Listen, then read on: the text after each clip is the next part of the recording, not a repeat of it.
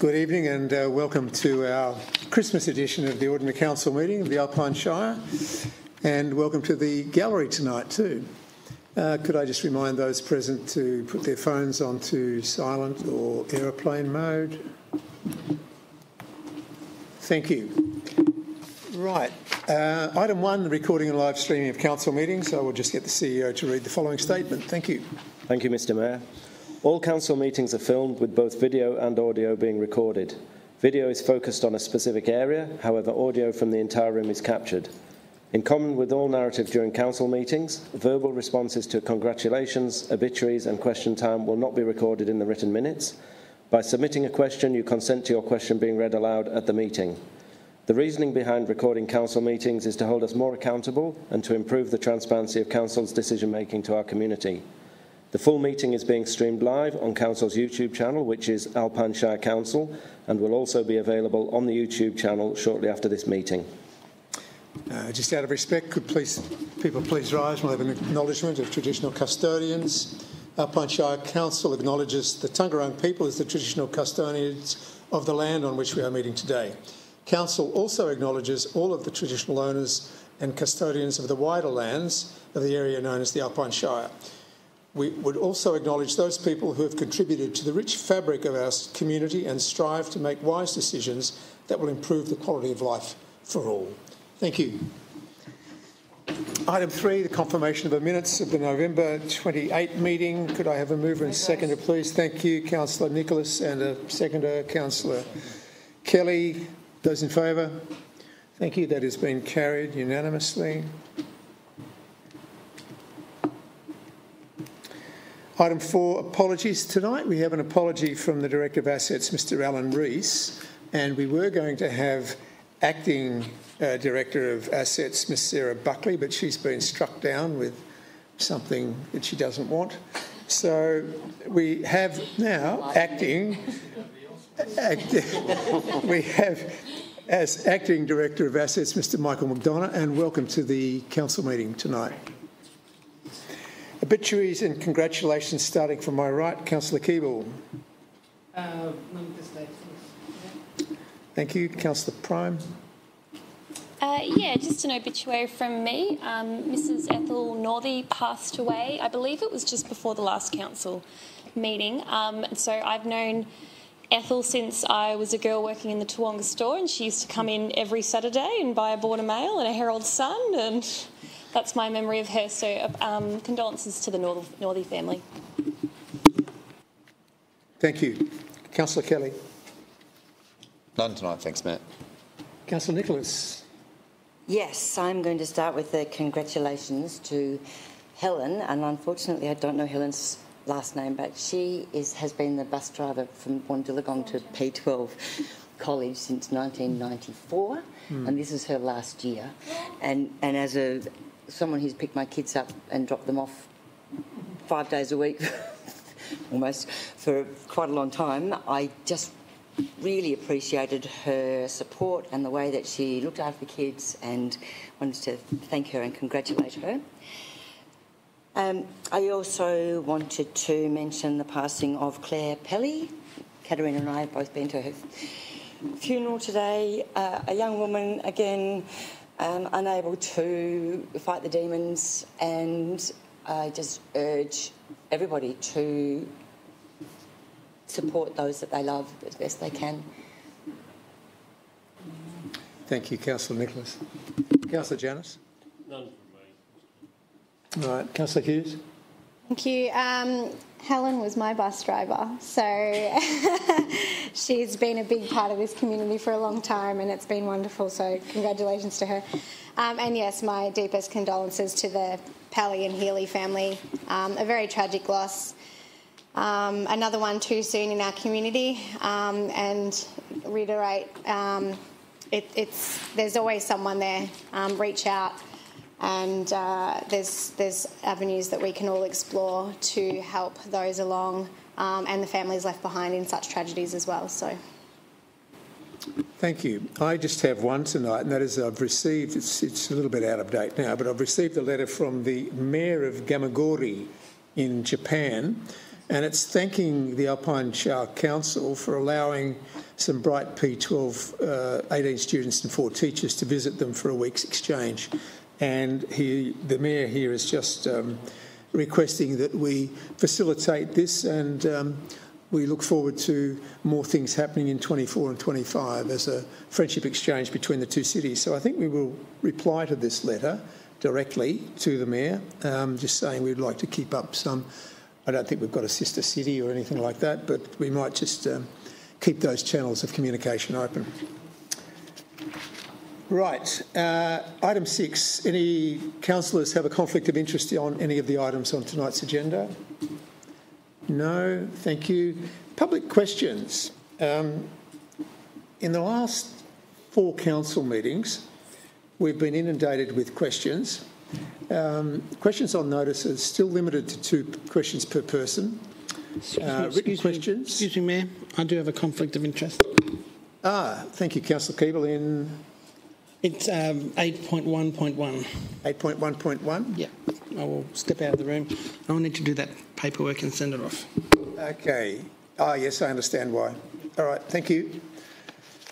Right, getting back to the public questions. Questions from the floor will be accepted after written questions on notice. Again, the requirements are 2 questions per person. However, if you've got more than 2 people in a group, they can ask questions as long as they're not the same question or worded the same. So we have 3 submitted questions on notice tonight. The first question is from ex-councillor Kitty Napstein, and the question relates to local roads. Question 1, is Alpine Shire Council allocating sufficient resources for maintenance and repair of our local roads, in particular given the severe effect of recent flooding events? Question 2, given the differentiation between roads, which are local government responsibility and those which are not, state roads? What is Council doing to ensure that state infrastructure is also effectively maintained and kept to road safe conditions in a timely and responsive manner? And I think I have to answer this question tonight. The CEO. Thank you, Mr. Jeremy. Thank you, Mr. Mayor, and thank you, Kitty, for your question. So, worth noting that with the exception of the Bogong High Plains Road, the Alpine Shire did avoid some of the more serious flood-related infrastructure and property damage that some of our other North East councils suffered. Following the floods, we secured approximately $750,000 in state and Australian government funding in order to repair damage to the road, which was identified immediately following those significant flood events. And all of that work is now complete after we engaged a number of local contractors to deliver the works. So Council continues to maintain its local road network in accordance with the Road Management Plan. Community members are encouraged, if they do see defects or problems with the local road network, to contact Council via phone or on info@alpineshire.vic.gov.au to report that damage. We'll dispatch an inspector to investigate, we'll prioritise and we'll deliver any necessary maintenance works on those roads. So that's the response to the first question, which was about Council's local roads. The second question related to the differentiation between roads which are local government and those which are state government responsibility, and we know that it's challenging for members of the community to understand which are different, because we do get a lot of questions in which relate to state government roads.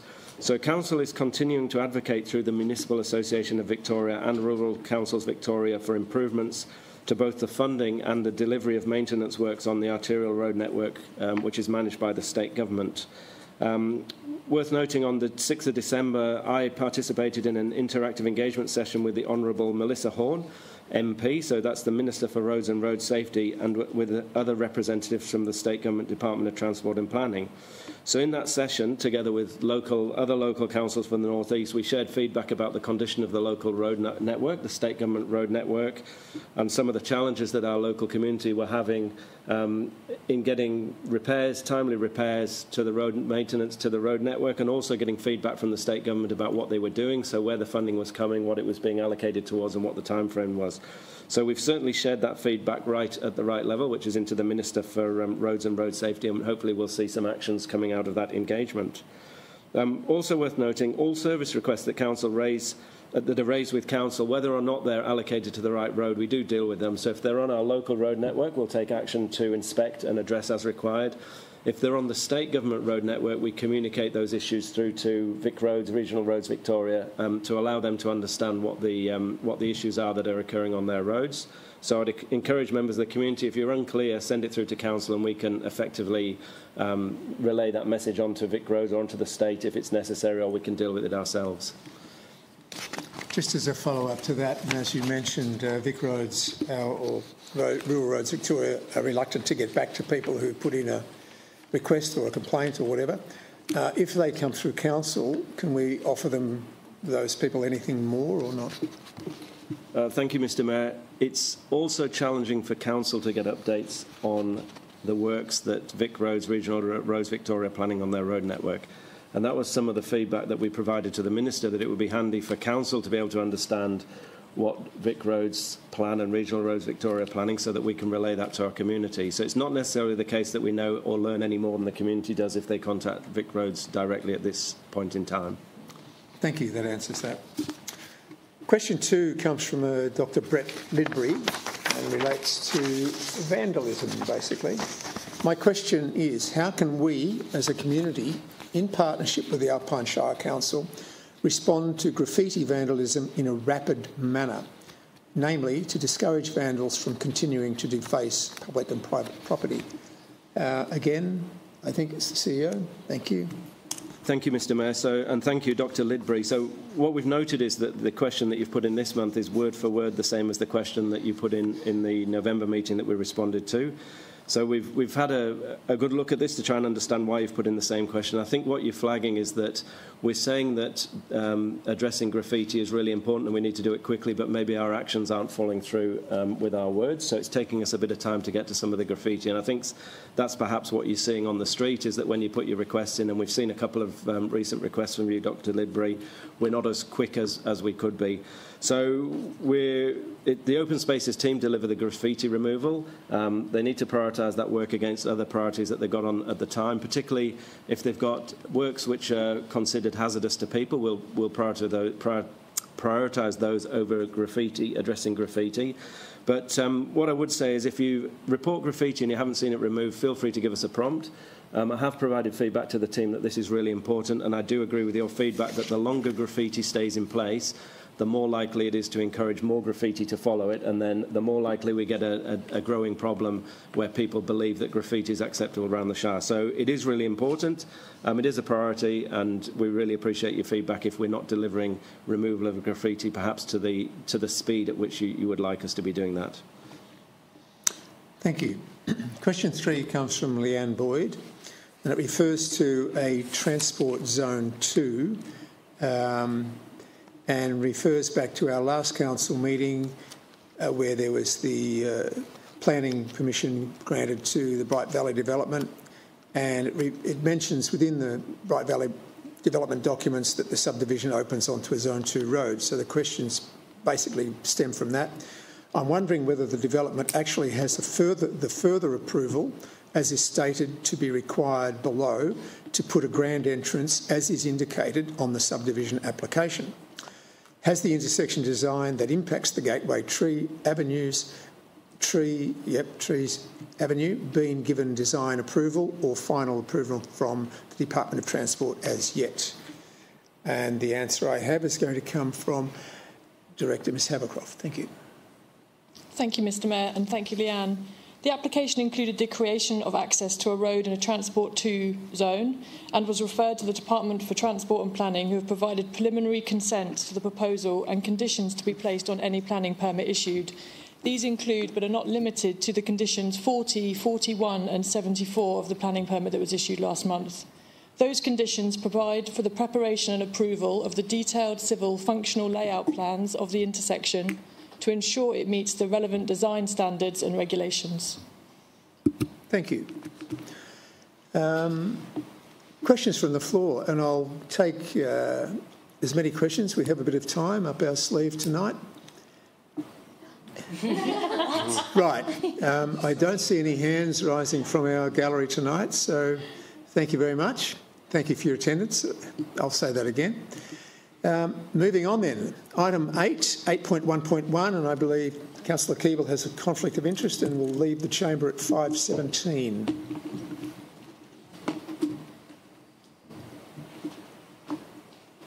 Don't go too far, please, Councillor Keeble.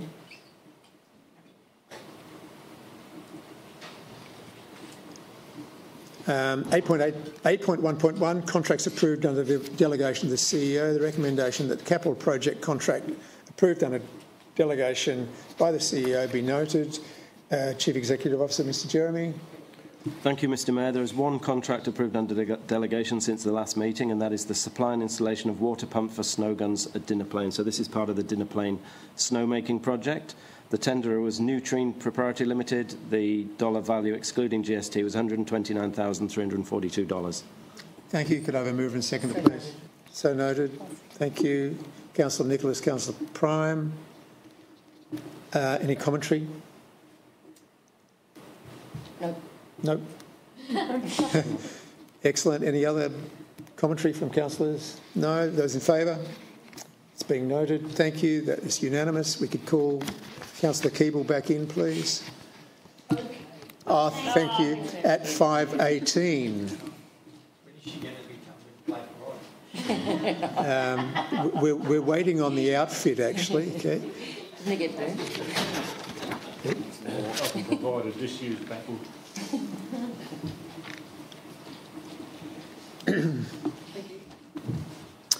Item 8.2, 8.2.1, the petition of EV charge station in Mount Beauty. Could I have the Acting Director of Assets, Mr Michael Bordona, please? Thank you, Mayor Forsyth.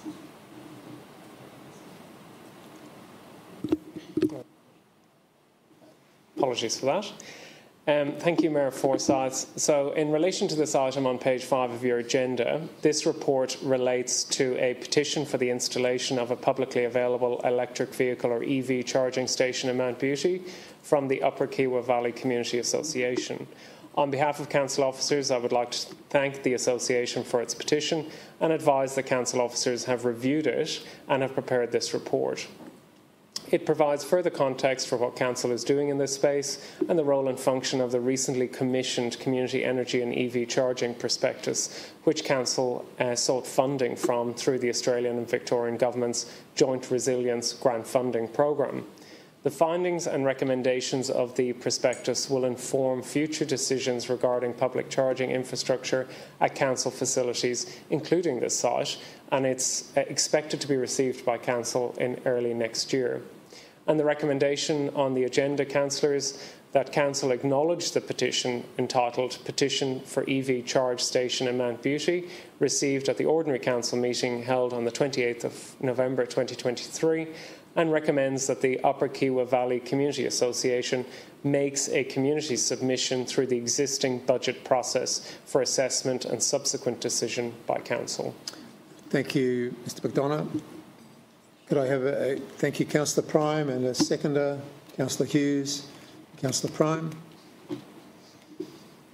Thank you, Mayor Forsyth. So thank you for, I believe it might have been Mary who was the instigator of this one. Yeah. Thank you to Mary Pike for those of you playing at home. So much appreciated. This is, well, we're probably behind the 8 ball a little bit, really. This is where things are headed. There's more and more EVs out on the road. I think everyone could attest to that. And if we want people to travel here and use it as a tourist destination and use EVs, we're going to have to cater to that. I'm sure there's a couple of private ones getting around as well, potentially in the Kiewa Valley, but fully in support of this. And sorry, Mr McDonough, you said early next year we're getting the results of that prospectus? Yeah, lovely. Thank you. Thank you. Councillor Hughes. Thank you. I think in this space we're going to see a lot more of this innovative way of moving forward when it comes to EV charging stations, especially in the Alpine Shire being a small area. I feel like this is going to be something that's going to be very community driven and backed. So to see this come through isn't a surprise. So to see where this goes, where it takes us from here, it will be an interesting journey for all. And I think it'll be a very good learning opportunity for many people. So I'm excited to see this through and the progress of where EV charging goes for us. Excellent. Other councillors? Thank you. Councillor Nicholas. Just a question to begin with. Are there other avenues that a community group could pursue to get a EV charging station installed? Sorry, question without notice. Yes, thank you, Councillor Nichols. I would recommend that through the Council's budget process would be the number one, and then pending the recommendations of the prospectus, it may paint a path through which that infrastructure could be realised through grant funding from the Victorian or Australian governments. Thank you. And I just wanted to also congratulate the community because as an EV user myself, and I know there's another one sitting next to me, and we have some now on the council fleet, it's really important that there's as regular stations, particularly with the number that go out and don't work. Perhaps it doesn't happen to Teslas, but it does to me. And so the more there are, the better there is. Better it is for people to be able to go, okay, I only need to go 30 kilometres so I don't have to charge at this one that's broken and I can get to the next one. And I know there's legislation coming in that will encourage EV charging stations to be operational more of the time, but the more we have, the merrier. Oh, and I didn't put my speaker on. I hope no one cares. Thanks. Next time. We heard you. Right, any other councillors? No, I just do note in the issues here that it does state, which I didn't realise, a permit exemption for an EV charging station has been introduced to a particular clause within all planning schemes by an amendment to facilitate the construction of these facilities. But then it seems quite strange that it says the exemption does not apply to land in the heritage zone or if the charging station is visible from a street. But surely you've got to drive on the street to get to the charging station. So I'm not quite sure how that one works. Anyway, but that's good that a permit exemption does apply. So that's good. Yeah, put a screen up. Exactly. Okay, no other commentary. Could I please have a show of hands on this? Those in favour? Thank you. That is unanimous. 8.2.2, public bins and amenity cleaning services. Again, I think we have Acting Director of Assets, Mr McDonough. Thank you, Mayor Forsyth. Councillors, the item on page 7 of your agenda. This report relates to the award of a contract for the delivery of public bins and amenities cleaning services for Alpine Shower. As you are all aware, public bins and amenities cleaning is an important service that contributes significantly to the brand, livability and ambience of the Alpine Shower for residents and visitors alike. It is also the second largest service contract in Council's waste portfolio, following curbside waste collection services. The report outlines the extensive review of all services in the scope of this contract and the subsequent schedules that were adjusted to align with the best available information, including accommodating new facilities, improved service delivery and anticipated peak visitor period demand. The tender was posted in September 2023 in accordance with Council's procurement policy, and 5 submissions were received and evaluated against price, qualifications and previous performance, delivery, social and environmental considerations. Following assessment of the tender submissions later this year, it was determined that the tender from SSX Group best met the requirements of the selection criteria, as it was considered to provide the best value for Council whilst achieving service delivery in line with community expectations. And Councillors, the recommendation on the agenda is as follows. That Council awards contract number CQ230019, Public Bins and Amenities Cleaning Services to SSX Group for a 3-year term with an option for a 3-year extension at a 1-year lump sum cost of $796,000, GST exclusive, and with a commencement date of the 1st of February 2024. And 2, delegates authority to the Chief Executive Officer to sign and seal the contract at the appropriate time. Thank you, Mr McDonough. Have a mover and seconder, please. Thank you, Councillor Janus and Councillor Kelly. Councillor Janus.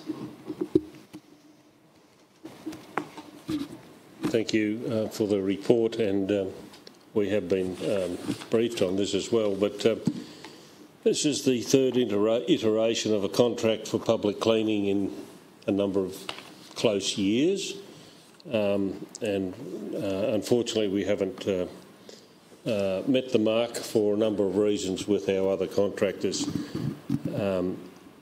One of the questions I ask is there are a number, by having local people employed with a company gives greater pride. We asking the contractor to seriously consider employing local people to do the cleaning or to provide the service as the contract states. Mr McDonough, can you answer that, or CEO? Thank you, Mr. Janus. I'm happy to respond to that one. So, the council officers have recognised the critical importance of having local members of the community delivering this service on the ground. So one of the shortcomings we've had from our previous engagement of contractors is they've struggled to engage people locally. They've engaged resources from outside the Shire that they've brought in, and what we've seen is perhaps a level of service that hasn't met the community expectation. So we've identified that as a critical success factor, is to actually have people that are recruited and engaged who are locals. And that is exactly what SSX have committed to do in order to deliver this service. So SSX is an organisation, it's a Melbourne-based organisation, but they have a North East office. They currently employ about 30 people in the North East.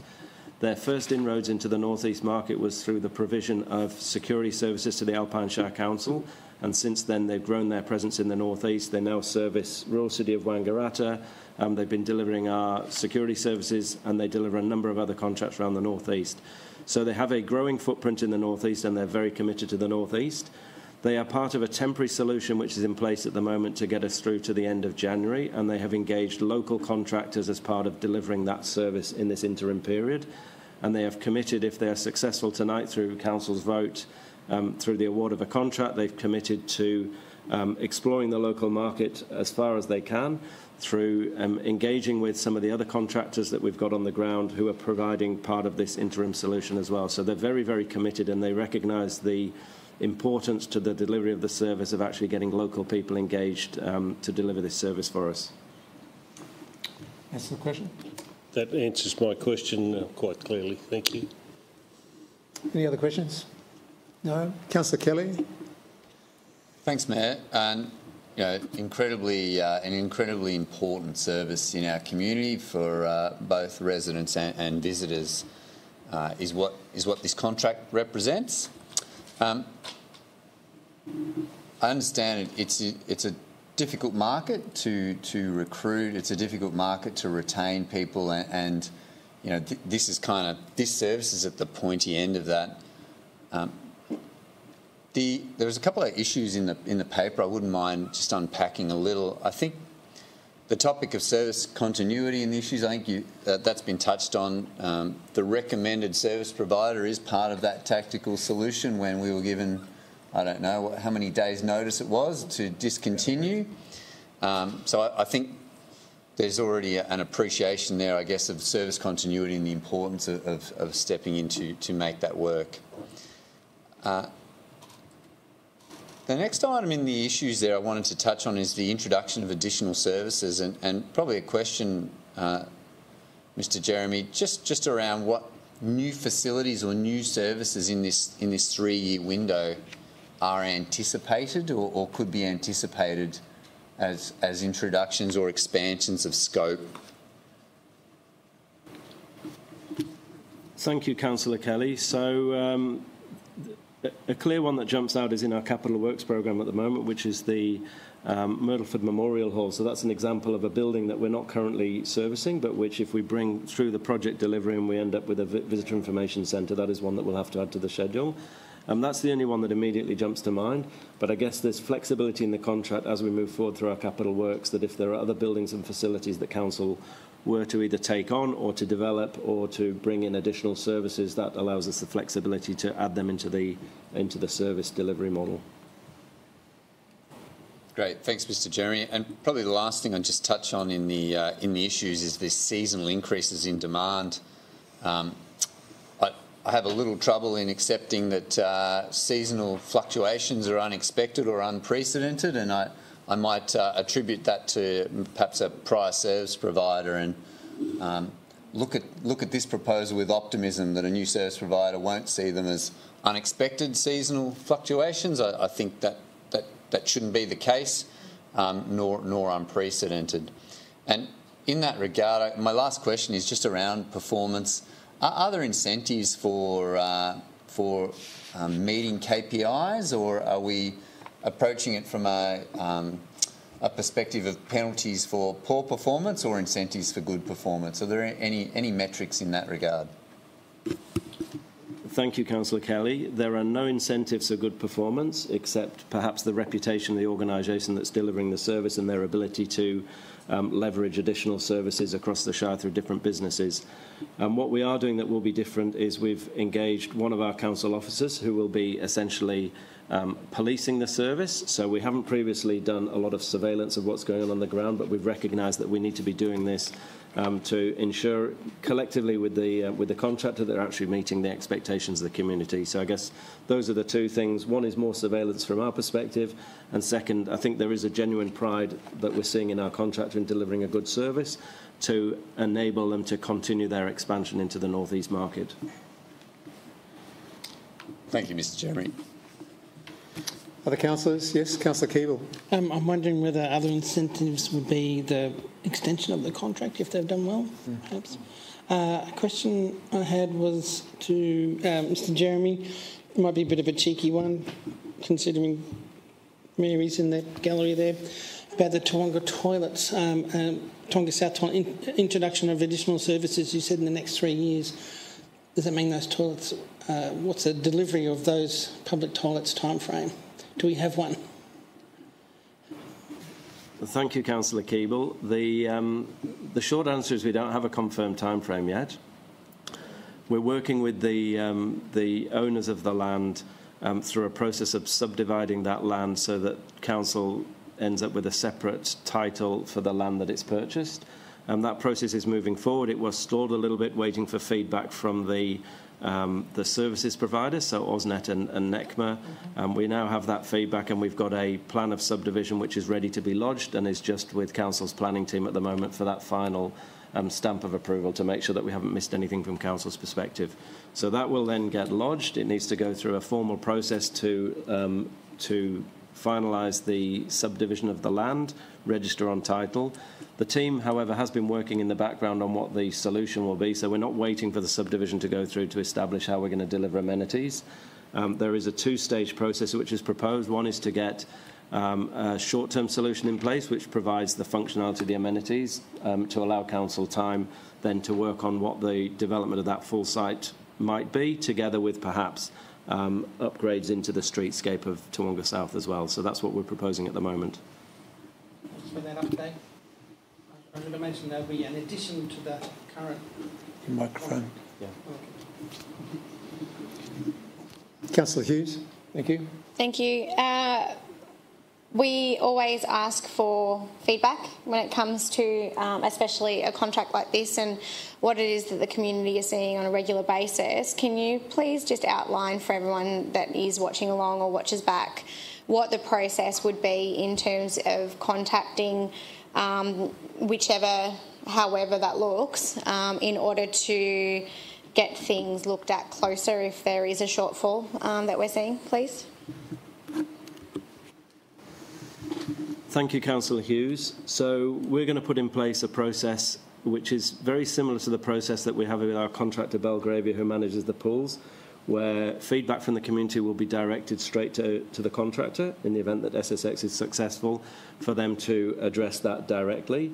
And then a process that if it's not addressed directly, it escalates into council.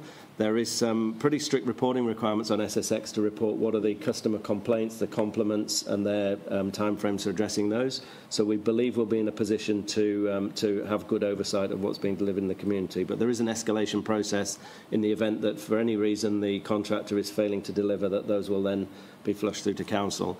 The process is working really well in the case of the Belgravia contract for the management of the sports centre and the pool. Sorry, is that a process that's driven by them or is driven by us in terms of that communication piece? So yes, the feedback goes to them, but who puts that process in place? Councillor Hughes, I'm not 100% sure I'm clear on the question. So you're saying that the feedback from community would be, if they were successful, directly to SSX.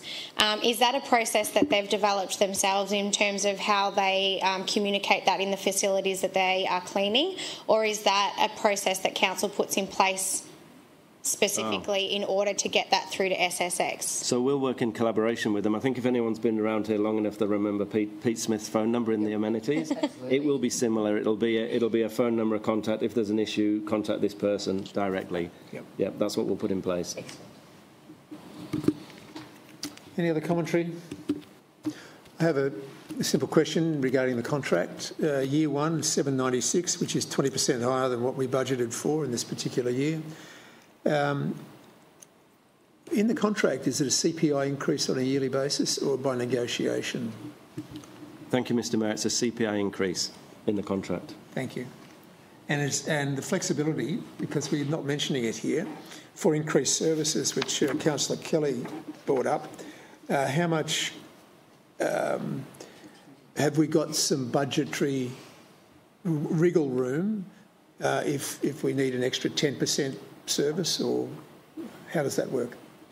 Thank you, Mr Mayor. So we have a schedule of rates which has been provided by the contractor as part of their tender, so we understand in advance what the cost of those additional services will be.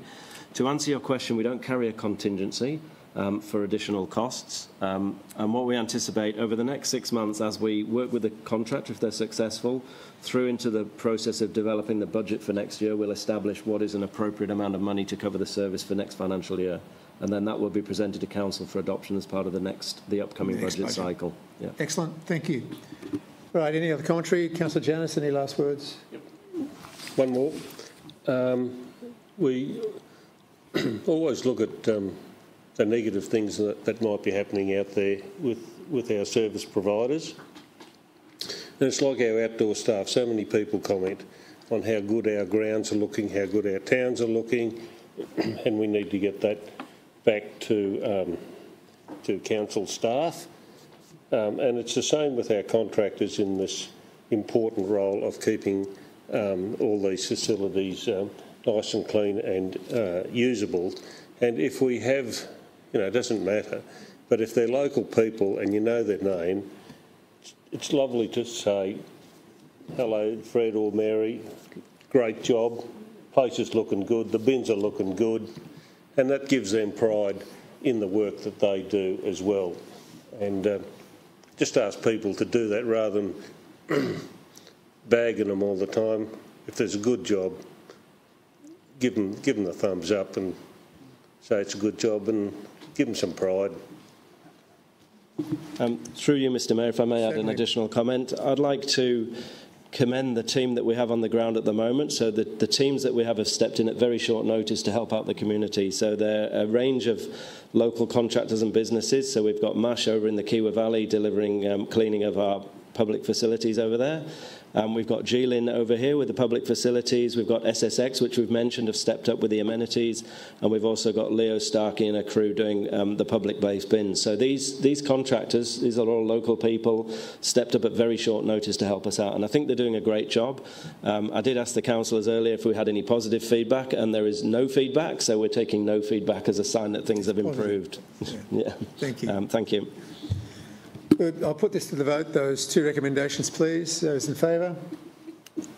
Thank you. We have another unanimous vote. 8.2.3, Contract Security Patrol Services. Again, Acting Director of Assets, Mr McDonough. Thank you. Thank you, Mayor Forsyth and Helen. On page 11 of your agenda, councillors, you have another contract, contract CQ230078. This report relates to the awarding of a tender for the supply of security patrol services for Alpine Shire. Council owns, as you're well aware, a significant portfolio of buildings and facilities that are important community assets, providing residents and visitors alike with the opportunity to undertake activities and enjoy the amenity of the Shire. Unfortunately, vandalism of public property has become a significant problem for local government, and in recent times, and the frequency and severity of vandalism has increased, unfortunately. So far, this financial year, that's the last 6-month period, vandalism across the Shire has cost the organisation $10,000. The tender was posted in October 2023 in accordance with Council's procurement policy, and 3 submissions were received and evaluated again against price, qualifications and previous performance, delivery, social and environmental considerations. Following assessment of the tender submissions by Council officers, it was determined that the tender from SSX Group best met all the requirements of the selection criteria. And Councillors, the recommendation before you on the agenda is that Council awards contract number CQ230078 Security Patrol Services to SSX Group for a 3-year term at an annual cost of $85,000 GST exclusive, and delegates authority to the Chief Executive Officer to sign and seal the contract at the appropriate time. Thank you. Thank you, Councillor Nicholas and Councillor Hughes. Thank you. Councillor Nicholas. My first question, I've got 2. One is about whether the SXS has had a discussion with us, or as part of the contract that they go to the various sites they need to look at different times of the day, evening, and particularly perhaps after there's been a party somewhere or something along those lines. Has that been built into the contract? Thank you, Councillor Nicholas. So the contract specifies the frequency of visits, but it doesn't specify the time of visits at each of our facilities. So that's your first question. The second question about parties, I'm unclear on. I'd have to take that one on notice. It was the same question. Sorry, it was just a bit of it. But my other question is about, have we, sort of separate to this, a bit like Councillor Keeble's cheeky question, have we investigated CCTV as a way to deter or catch vandals? Thank you, Councillor Nicholas. We're moving close to the point of implementing a CCTV solution at the amenities block in Howitt Park and potentially also Riverside Park in Porepunkah. So these are the 2 amenities blocks that have been the most frequently vandalised over recent times. We're working carefully through the process. There are implications around storage and access of data through the CCTV, so we need to make sure that we're doing the right thing. But we are getting close to delivering a solution in collaboration with with VicPol. Thank you. Councillor Hughes. Thank you. This is a step forward with a way to, I suppose, attempt to mitigate the ever-growing issue. And I think over the last 12, 18 months, it's really become a big concern. So this is Council moving forward with something that we are seeing that is going to be proactive and work on our buildings and our areas. But this is a community issue a little bit wider than what it is that we hold as well. So I really urge everybody to call it out if you see it, talk about it if you've heard things, because this is where we take pride in where we live, and the responsibility falls on everybody. You walking past something, you've seen it there for 6 weeks and nothing's happened. Maybe it's about time to ask the question why it's still there, how is it happening and what can we do. Have the conversation with your family, because this is, it's not a targeted group of people that do it. This is all ages, and we're seeing things like this happen more regularly, which is unfortunate. So I think it really comes down to each individual on a community basis to actually have the conversations with each other and with our children about what is right and what is wrong, and how these types of things are destroying what it is that we call home. Thank you, Councillor Hughes. Commentary. Thank you, Councillor Keeble. Thanks, Mayor Forsyth. In light of the earlier question on notice about graffiti, when the security patrols are cruising around and they notice graffiti, is that part of their remit to then let the Shire know that vandalism as soon as they see that vandalism? Thank you, Councillor Keeble. So I can say with confidence that the contractors cleaning out amenities certainly have that as part of their contract, that if they see damage or graffiti within our amenities, I'm not 100% confident that's within the scope of the security services. I would have to take that on notice to establish whether, but it's a really good idea as another means of getting some input into what's going on around the Shire. So certainly we'll take that on notice, but yeah, it's a great suggestion if we're not already doing that. Yeah, just it's another set of eyes that are looking anyway. Yeah. Councillor Kelly. Thank you, Mayor. And probably a similar train of thought, bring up a question here. So it's the same service provider who has just been awarded for the cleaning. If a community member sees vandalised property or in terms of raising a customer request, is the intention that will flow straight through to the service provider's customer request response, or is it different to the cleaning facilities service where, if you see a vandalised piece of council property, you raise a customer request with council, not with the SSX group? Is that how it would work? Thank you, Councillor Kelly. So my understanding is you could raise it with either. If you raise it directly with council, it'll find its way into our maintenance group for them to address it. If you raise it through one of our service providers, it'll still find its way through to council. It's still a council responsibility to address it. It may take a little bit longer to come through the contractor, but ultimately it would find its way through to us. So I guess the answer is either way works. I think that probably answers it, Councillor Kelly, because the contractor is responsible for the cleaning, but I think council's responsible for the cleaning up of graffiti. Any other commentary? Yes, Councillor Janus. This might be confidential information, or it might be purely operational. But I'm going to ask, are the people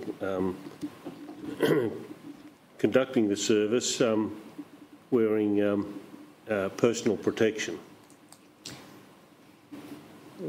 I suppose if I want to be more clear, are they armed?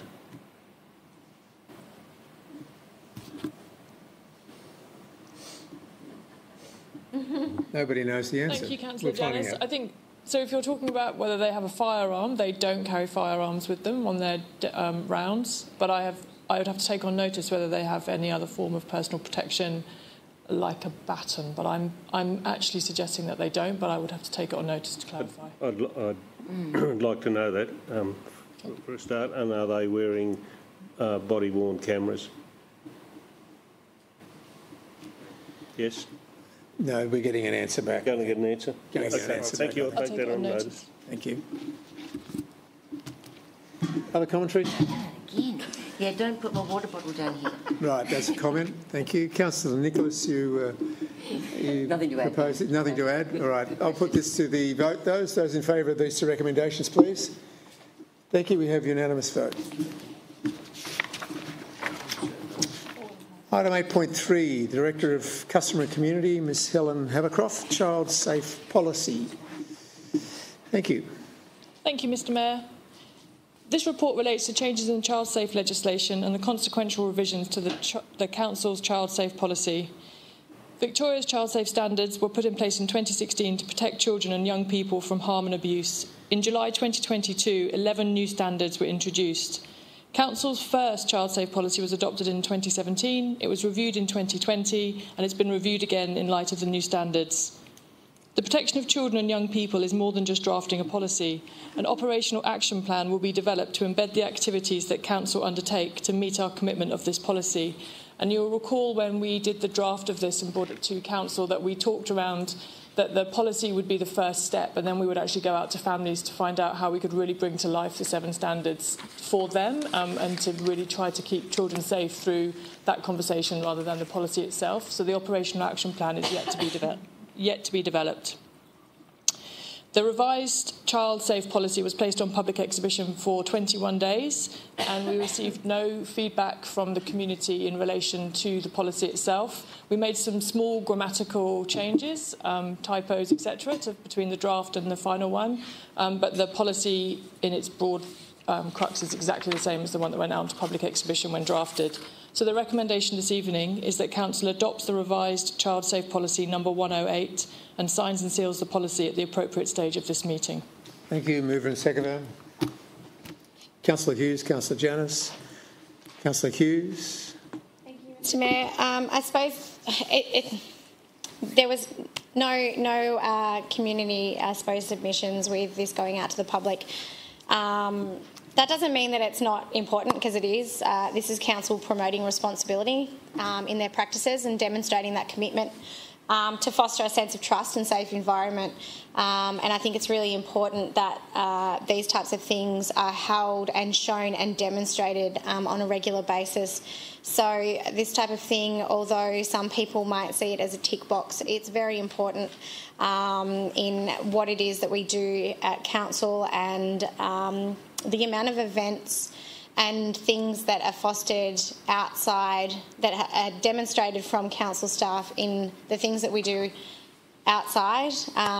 We promote bringing in our youth with making decisions and being involved in what it is that we do as a community. So these types of things are really important. Although it is one of those things we have to do, the importance doesn't make it any less. So it's there. Thank you. Councillor Janus. Just briefly, this also extends to contractors that we employ and their actions as well, and adhering to this policy. So it's, we read enough about it in the news about harm to children, and we need to be proactive in what we do. Thank you. Yes, Councillor Keeble. Thanks, Mayor Forsyth. Great to see the Shire being proactive on this. The new 11 standards have been out for a little while. They're really completely different to the previous 7 standards. In regards to the workings of the policy and within the Shire, staff that were involved with that process? So the primary group of individuals involved within Council, Councillor Keeble, were the maternal child health team and the youth teams, to bring in their knowledge around what's been happening with other councils. So as you say, we should have had this in January 2023, so there's a lot of built experience within other councils. So we've used that to our advantage to share their policies with us and take the bits that feel really appropriate to our organisation. But the standards are the standards, so we've committed to meeting them. It's really around how we bring that to life. So to Councillor Janus's point around contractors and how we bring them into the fold of making sure that they are compliant where they need to be, reviewing who of our staff are going out onto site where they could be coming into contact with children, where historically we haven't paid that much attention. We should now, and what we will be doing around that to get child safe certificates and work safe, those pieces of work being undertaken. Yep. And final question I had is around staff training of the new 11 standards. Will that commence in the new year, or is that? So there will need to be training, Councillor Keeble, thank you for the question. At this stage, the maternal child health and the coordinator of the youth team and community development have undertaken training around the child safe policy, really to try and work their way through what is quite a complicated set of standards to pick out the bits that we needed to put into the policy. But the training schedule hasn't been set as yet, but yes, it will need to be rolled out for us all. Thank you. Commentary? No questions? Okay, back to Councillor Hughes. Any last comment? Thank you. Those in favour of the recommendations, please. Thank you. That is carried. 8.3.2, Quarter Budgetary Report. Thank you. Thank you, Mr. Mayor. The purpose of the budget report is to provide a quarterly overview to Council of the financial position for the period ending 30th of September 2023. Council at this stage is forecasting a full-year surplus of $2.9 million, which is just above the budgeted surplus of $2.7 million. A couple of the forecasted additional income items. One is a grant which relates to the Rural Transformation Funding, which is funding around improving our planning and building services. So the introduction of a new planning and building IT system, and that's underway at the moment. It was being led by Indigo, and they held all of the financial budget for that in the first quarter of the year, we received $150,000 of those dollars that were related to the project to implement the first section of that project ourselves. We continue to do some feasibility studies collaboratively, but the implementation of the green light system itself is being done by the individual councils themselves. We're forecasting a little bit of extra rates and charges this year, and there is other income of just under $100,000. There's also additional forecast expenditure, which offsets some of those improvements in income. We're forecasting that materials and services are slightly higher and that our employee costs are slightly higher. That flagged a question for us around employee costs. We're currently negotiating our enterprise bargaining. So we asked some questions of that piece, and they broadly relate to that we didn't capitalise any expenditure in Q1 because the number was quite small. So in our budget, we have capitalised expenditure over the whole year of $900,000, and at this stage, we would only have $88,000 to capitalise. So we haven't, because of the amount of work that's involved in undertaking that activity into our accounts, but it will get done at Q2 and Q3 and then roll to the annual report. The consultation was undertaken in that forecasts are sent out to all managers. They feed back what they believe their full year forecast will be in comparison to what we budgeted, and that forms the basis of this report. So the recommendation this evening is that Council receives and notes the Q1 budget report quarterly review for the period ending 30th of September 2023. Have some hands. Thank you, Councillor Janus. Councillor Keeble. Councillor Janus.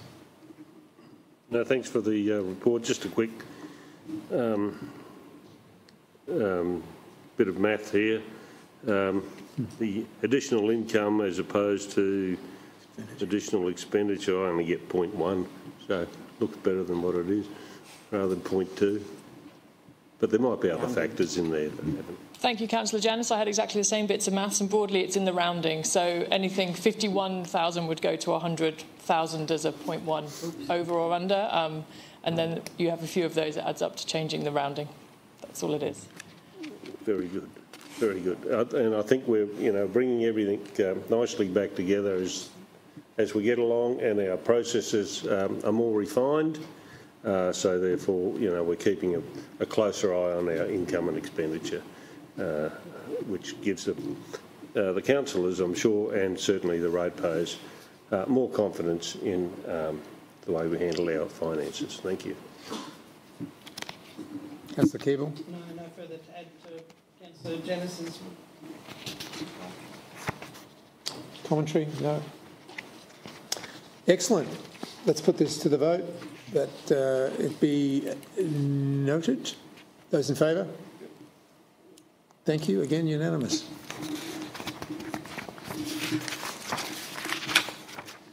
(8.3.3) Audit and Risk Committee meeting unconfirmed minutes. Thank you again, Ms Havercroft. Thank you, Mr Mayor. The purpose of the report is to present the minutes of the Audit and Risk Committee meeting held on the 24th of November 2023. The key items presented to and considered by the Audit and Risk Committee at this meeting were the draft borrowings policy, noting of Council-approved changes to the Audit and Risk Committee Charter associated with the independent members' remuneration. The draft borrowings policy is awaiting comments from the councillors and the committee, all committee members, asking for comments back by the 24th of December. And the updated Audit and Risk Charter was really, we're closing the circle on a council report that came to amend the independent members' remuneration, was then put back to the committee for noting. There was a lot of broader conversation around how we've done in our annual report. So the auditor came and just gave a very brief update on where we'd got to, and we shared where we've placed those in our action list. There continues to be quite a lot of open actions that we need to consider. No new high-risk items, but there were some lower medium ones, and we talked around some of the older issues that have been sitting there for some time around IT controls, which we continue to work on through our attestation.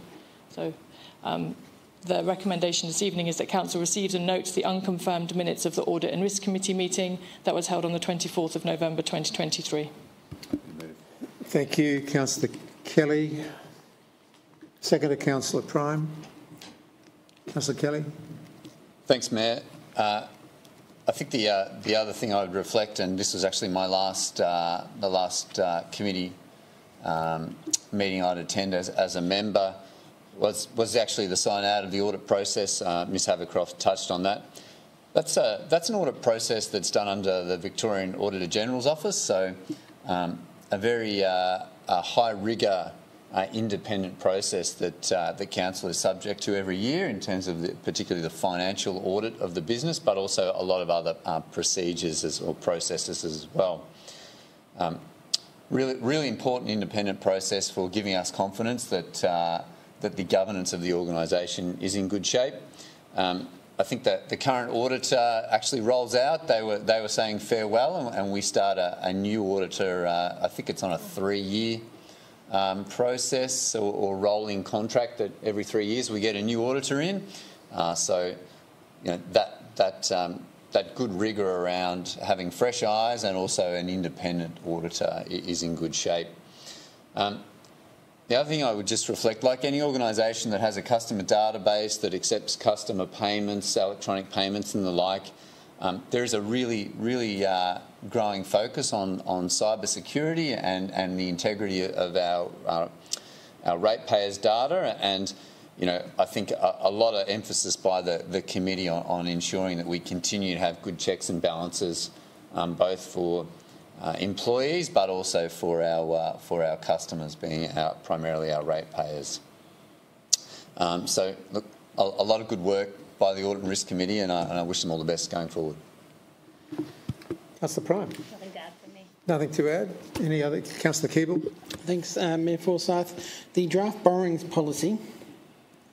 In my time on council, I think we haven't really borrowed any money. So it must be pretty thin. No, so I'm interested to see the feedback that comes back from that policy, because it, obviously we hear in the papers often that, you know, governments and councils borrow too much and they're in debt. That's something that we haven't done. Doesn't mean we won't, but I'm interested to see what that policy looks like, considering what we've done the last little while. I think that'll be for a briefing session in the new year. Thank you. Any other commentary from councillors? No? Any last comments, Councillor Kelly?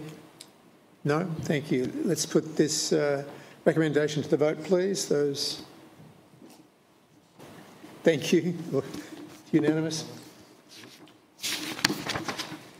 8.3.4, Instruments of Appointment and of Authorisation in the Planning and Environment Act 1987. Ms Havercroft.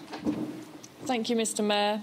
This is quite a long report, but broadly the report sets out that we've been successful in recruiting a new planning officer, and this provides for their delegations and authorisations to be handed down from council to that individual to ensure that they can undertake all the functions that are required of them as a planning officer.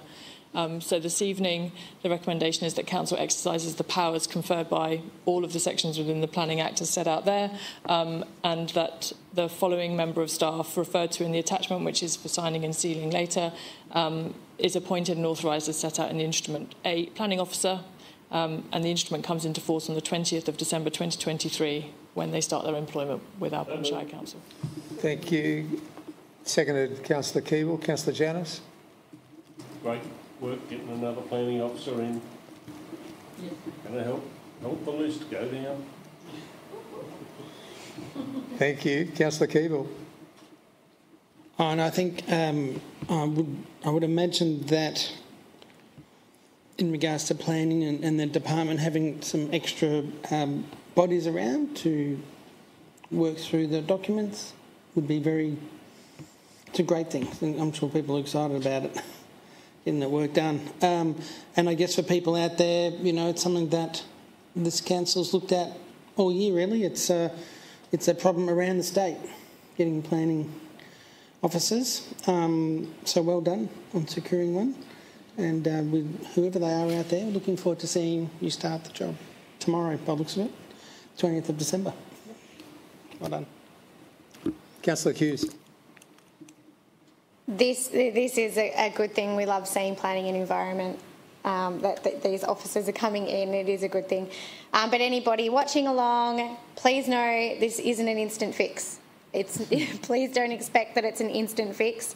It is working towards the issue that we know has been ongoing for some time, and that this is a proactive step forward. So continue to bear with while this is going to get better. This is just one of those steps which we are happy to give, well, I'm happy to give a big tick for, so thanks.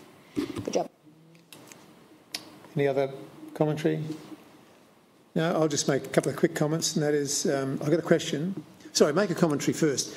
That is that for those people that don't know, planning is split into two separate issues. One is statutory and one is strategic. I believe we're getting some statutory planners, or a statutory planner. The statutory planners are the ones that do your planning permits and et cetera, and they're the ones who have been very difficult to come by. We have been using contractors. Does this mean that we will be dropping some of the contractors, or are we going to keep the contractors on so that we catch up? Thank you, Mr Mayor. And to recognise, we know that 2023 has been a very difficult year in the planning department, both for our teams and for the people in our community who are waiting for applications to flow through the system. So we're intending to keep the contractors as well if we can. So you'll note that this member of staff is actually committing to 6 months of employment. We have somebody else starting permanently full-time in the new year, so another authorisation request will be coming through at that point. And we've also have some people who have been on staff returning after a period of leave to pick up work that they probably left behind when they left before. So there's a quite transient population in the planning officer space, so we're keeping the contractors going as well to provide them with a fair number of applications each, rather than overloading them and then creating big delays in those applications where possible. And we've also introduced a new planning software system internally, as described slightly earlier in the Q1 budget report, called Greenlight. And whilst we work through the data issues that we have in there, just the migration of one system to another system, we check it again. That's also taking time and needs resource to make sure that we're getting it right. So there's quite a lot of work going on in addition to trying to get through the planning application work per se. So we're keeping them both at this time. Thank you. You've prompted the commentary and the question now, actually, and that is because we're getting another planning officer in early new year and another instrument of appointment and authorisation will come back to council. Is it not possible to delegate these authorisations to a CEO or to a director? Thank you, Mr Mayor. We had this question not so long ago, and we did check with Maddox, who we have on a retainer for the templates required for our planning authorisations, who've confirmed that no, there is certain delegations and authorisations that are given directly from council. The Chief Executive also has a series of delegations passed from you to him that he can sub-delegate on, and they're done internally, but these particular ones are direct from council within the Act. So I note that we don't have a name here. Does the name come up later on, does it? The name is in the documentation that you sign and seal. The sign and seal. Thank you, but not in the actual briefing note or this note. Excellent. Any other commentary, Councillor Janus? No? In that case, there are 3 recommendations here. Could I have a show of hands, please? Those in favour? Thank you. That is unanimous. Let's get them signed up and sealed. 8.3.5, appointment of councillors to CEO Employment and Remuneration Committee. Now, there's a recommendation here that councillors be appointed as council's delegate on the following groups and committees. Ms Habercroft, did you wish to talk to this? Thank you, Mr Mayor. And with thanks to the Mayor for pointing out that in last month's ordinary council meeting, we missed off the CEO's Employment and Remuneration Committee as one of the committees to appoint councillors to. So this is a report to rectify that situation.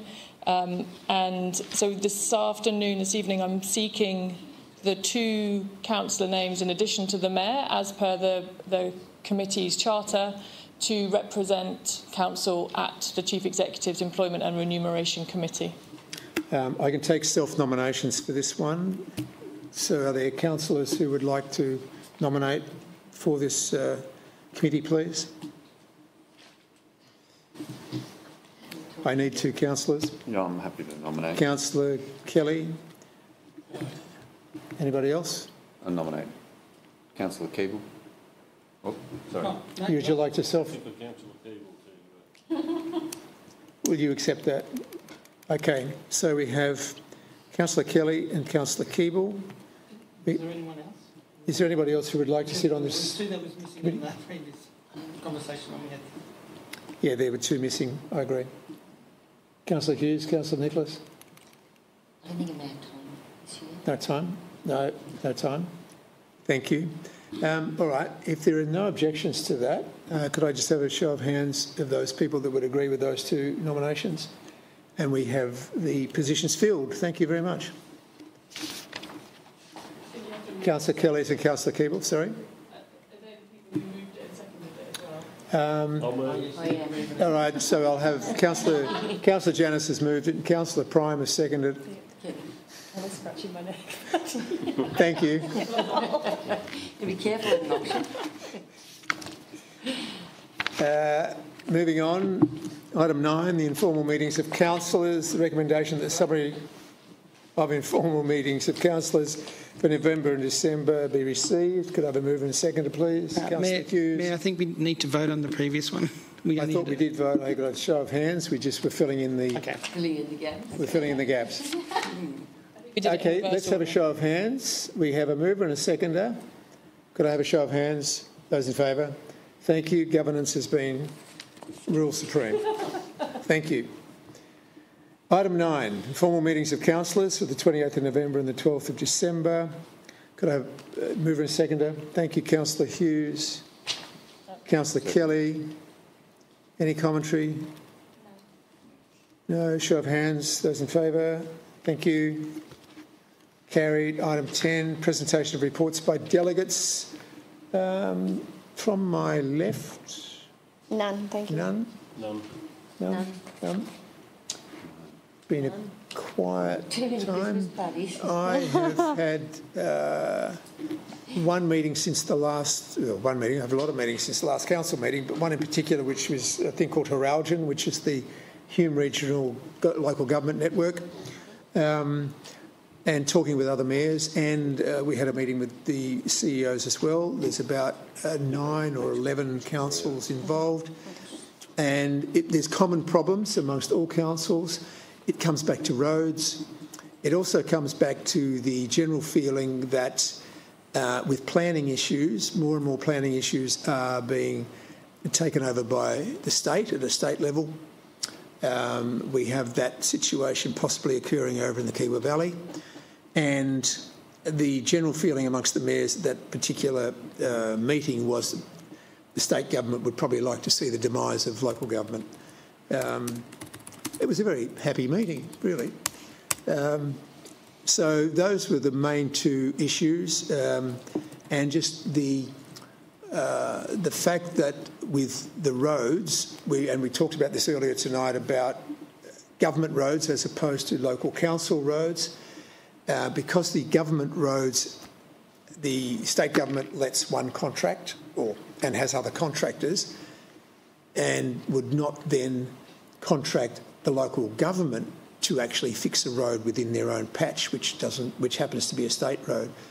And a couple of examples were given by the Mayor of Mansfield, where they were looking to put in a new roundabout, and the state government came back with a quote to put in the roundabout of $6.5 million, and they said state roads just said simply, well, we don't have the money for that.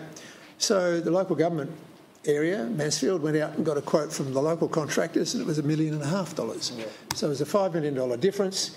So I just wonder where our ratepayers, not ratepayers, but state ratepayers' money is actually being spent.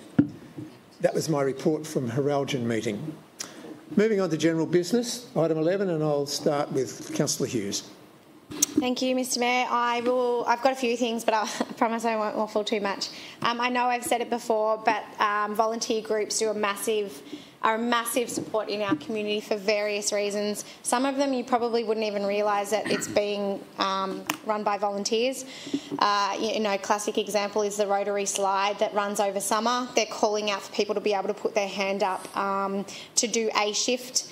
One shift can make the world of a difference to be able to keep that going. So just to urge people to be mindful of that, but also sporting clubs. So yes, we play and we pay for our children to do certain sports and things like that, and 99% of the time, the people running these, the coaches, the umpires, the scorers and things like that, they're all volunteers. And without them, these sporting clubs don't run.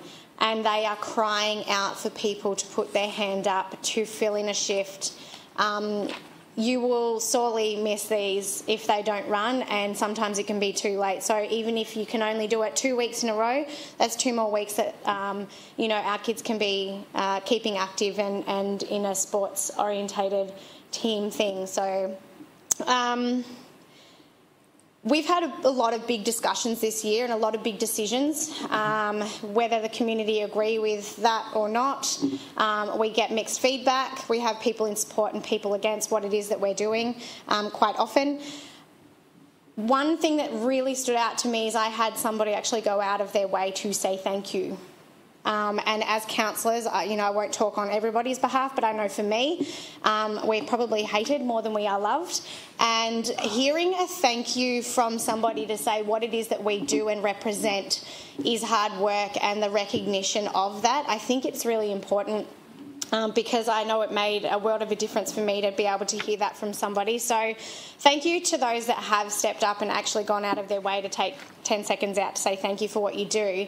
But this goes, again, out to the wider community. You see somebody, especially the young people, working well, using their manners and things like that. It really can put a pep in your step to say thank you and hear that and go, oh, maybe I am doing a good job, and continue to do that. So just wanted to put that out there. I have a very short walk where I park my car to where I work on a daily basis, and the amount of rubbish in our gutters and waterways is disgusting. I have filled up bags and bags and bags, and it's the same walk every single day. So how is it that we are continuing to litter our gutters and throw things on the ground is beyond me when I walk that same thing every day. So please, people, if you are camping, take your rubbish with you, find the place bins, because we know they're now being well looked after, and really be mindful of what that flow-on effect is for people. A big shout out to those people affected by what's happening in northern Queensland at the moment. There is some pretty big devastation happening up there. We've had devastation happen here in the Alpine Shire. We know what it feels like. So to be able to extend your thoughts and a helping hand when you can, I think is important. A massive thank you to council, staff and councillors for what has been a very, very big year with some very, very big things on the cards. And I think as a team, we have some very healthy conversations, and I think being able to have those conversations, feel safe to do so, has really been a great experience this year. So I want to thank everybody that has been involved in that process. Please be safe over summer. Be respectful of other people's beliefs and their customs, and be inclusive and understanding that this time can be a really big time of the year. It's not always a festive season for some people. So just be mindful to just be polite, be kind, say hi, wave, smile. All those things can make a difference to somebody that you're walking by. But this is, I suppose, me signing out for 2023. Thank you, Councillor Hughes. Would anybody else like some general business? I think you've really summed up the year as well. Thank you. Councillor Janus. I'll keep it very brief after all that. I just want to thank the staff and my fellow councillors for all the work that's occurred through the year, and I truly mean that. And I wish all our everybody a safe and joyous Christmas, a bleak festive season, depending on your beliefs. And as my colleague said, just have a few nice words to say to people, whether you know them or not. Just it is a friendly shire. We're noted to be friendly. So be safe, everybody, and enjoy your families. Councillor Nicholas.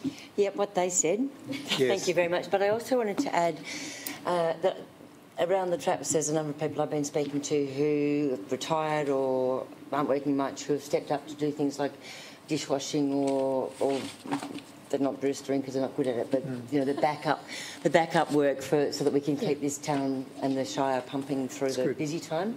Even I'm putting my hand up for the supermarket because I know they're desperately short of shifts at IGA. So, excellent. Check out chick, yep. Yeah, just watch good. me. Councillor Kelly. Thanks, Mayor. Look, my only addition is just to acknowledge the work in getting our grounds and our facilities ready for summer, and I will single out the Bright Pool. It has been the river pool. It has been a focus for us in recent times. It's looking terrific, and I know there's some other safety improvements planned that we received a briefing on today. But just to thank the staff, Mr. Jeremy, for getting that into shape. It's in full swing, I must say. It's already in heavy use and enjoyed by many. Thank you. Councillor Prime. Just slowly running out of things to talk about as it gets closer to this end of the bench. No, thank you to councillors, thank you to staff. It's been a massive year, as everyone said. So probably not many people are tuning in by this point, so most of the people in this room, the road statistics have been terrible this year, so I think it's a really important note to take it easy. I think we've had the worst fatalities on the road in Victoria in 15 years, so if everyone can just stay safe on the roads over the next few weeks, that would be great, and you'll always get to your destination eventually, even if you're a little bit slower. So Merry Christmas, everyone, and we'll see you all next year. Councillor Keeble. Thanks, Mayor Forsyth. Yes, thanks to our councillors for all your work this year. Thanks to all our senior management team and all the staff, indoors, outdoors, wherever they are. Thanks to our galleries, they keep showing up week after month. It's even after a long time, it's still an honour to sit here and do this role. So just want to thank everyone for what we all do. Thank you, and be safe out there. Have a great festive time. Mr. CEO, Mr. Jeremy. Thank you, Mr. Mayor. There have already been a lot of thank yous, so I'll keep this short. I'd just really like to extend thanks to all my staff. So without my staff, we can't deliver for the community. They're a committed bunch. They work really hard. We'll have a team on over Christmas and New Year, keeping the essential services running. So think of them while you're enjoying yourself at home. And look forward to a good year next year.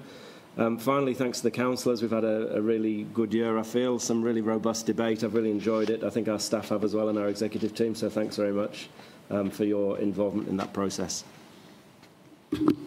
Right. Being a dad, I'm always accused of having dad jokes or dad sayings, but this one's a little bit more serious, and that is I take Councillor Prime's commentary before, and there's a little saying, it's better to be late than dead on time. So that's all I would like to say for general business tonight. Documents for sealing. Item 14, recommendations. There are 3 documents here.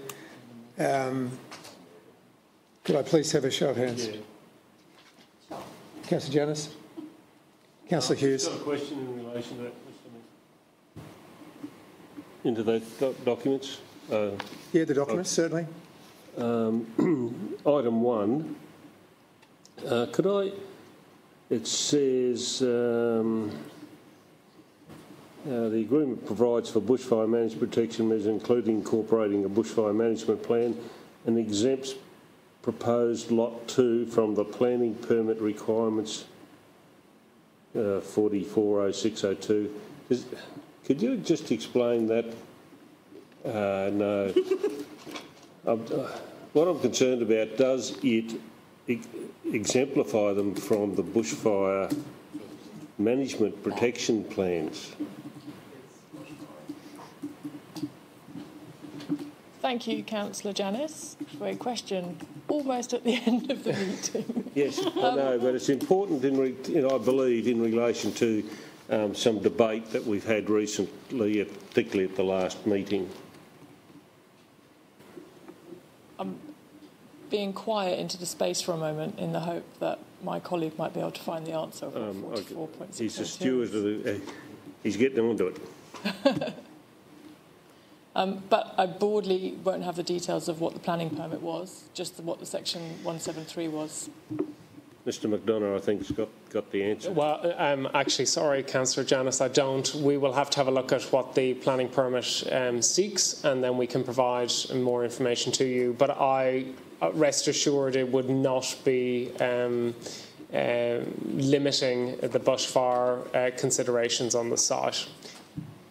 Mr McDonough, because this is wishing to be signed tonight, and otherwise it'd be another month, could you please just bring up clause 4406(2) of the Alpine Planning Scheme? Is that possible? It is. Oh, good. I can send you the link. I'm sorry for the delay, No. but I think it's important.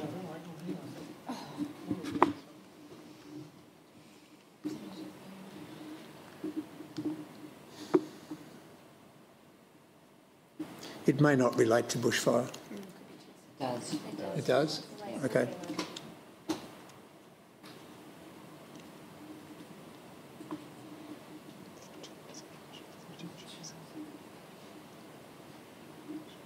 (4406)(2). So, councillors, clause 4406-2 of the Alpine Planning Scheme relates to permit requirements within the bushfire management overlay. The first section relates to subdivision and then buildings and works, and ultimately both of those are triggered under this clause.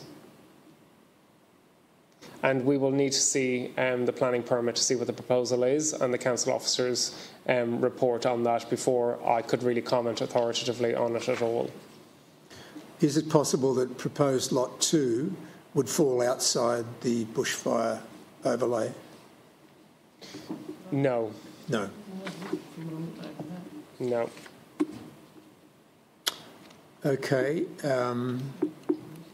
We have a recommendation before us at the moment, and it's been proposed by Councillor Janice, seconded by Councillor Hughes, that these documents for sealing the recommendations be done. If I have a vote that does not succeed, then we could have an amended vote where the items 2 and 3 could be recommended for signing tonight, and item 1 would have to be deferred until next month.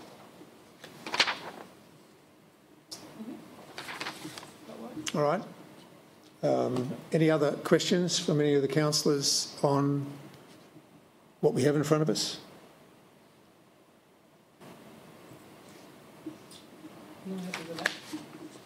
Okay, so I'll put this, currently the recommendation is that all 3 of these will be sealed tonight, signed and sealed. Could I have a show of hands, please?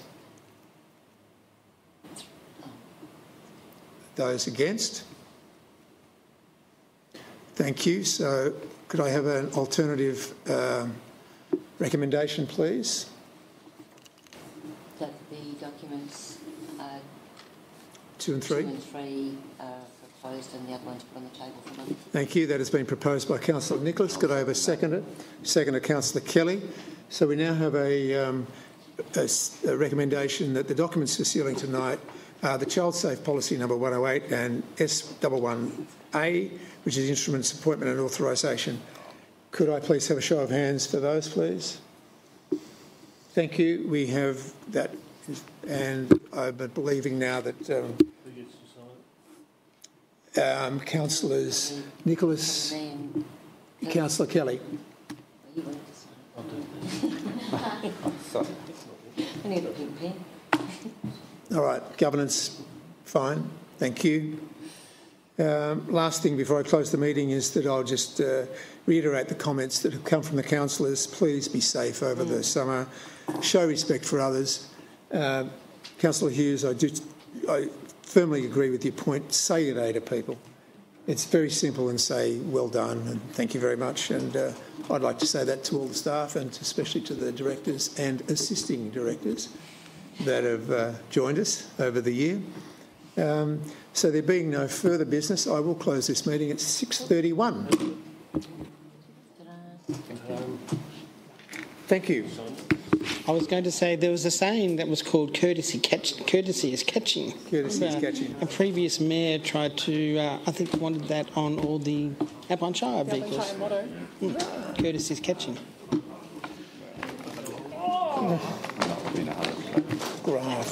Graft and corruption. I was wondering whether Thank you. Thank you, Mary. Thanks, Keith. Mary, because they're already at this did you do a TV interview today? I thought it was Well done, thank you. afterwards. You did. Maybe it's because they I'm out of the thing, but You'll be able to catch it